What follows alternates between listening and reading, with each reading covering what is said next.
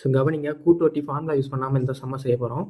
So 12,600க்கு 2 வருஷத்தில் 10% interest வந்து எவ்வளோ கிடைக்கும் அப்படின்னு கேட்டிருக்காங்க.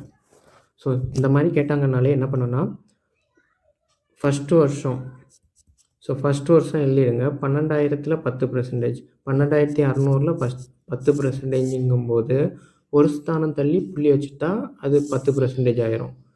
ஃபஸ்ட்டு வருஷம் 1260. ஸோ ரெண்டாவது வருஷம் என்ன கிடைக்குன்னு பார்ப்போம். ஸோ ரெண்டாவது வருஷத்தில்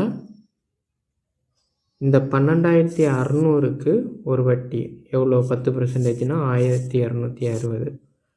அடுத்து கூட்டு வட்டினாலே வட்டிக்கு வட்டி. ஃபஸ்ட்டு வருஷத்தில் ஒரு வட்டி கிடச்சிச்சில்ல, அதுக்கும் 10% வட்டி கண்டுபிடிக்கணும். அப்போ எவ்வளோ வரும்? 126. ஸோ டோட்டலாக இது அவ்வளோத்தையும் கூட்டினீங்கன்னா அதுதான் என்ன? வட்டி.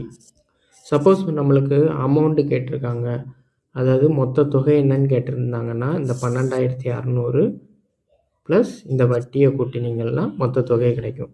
ஸோ இதை கூட்டிடுவோமா? 1260 1260 ப்ளஸ் 126 டோட்டலாக கூட்டினீங்கன்னா 6 மிச்சம் 1 2646 கிடைக்கும்.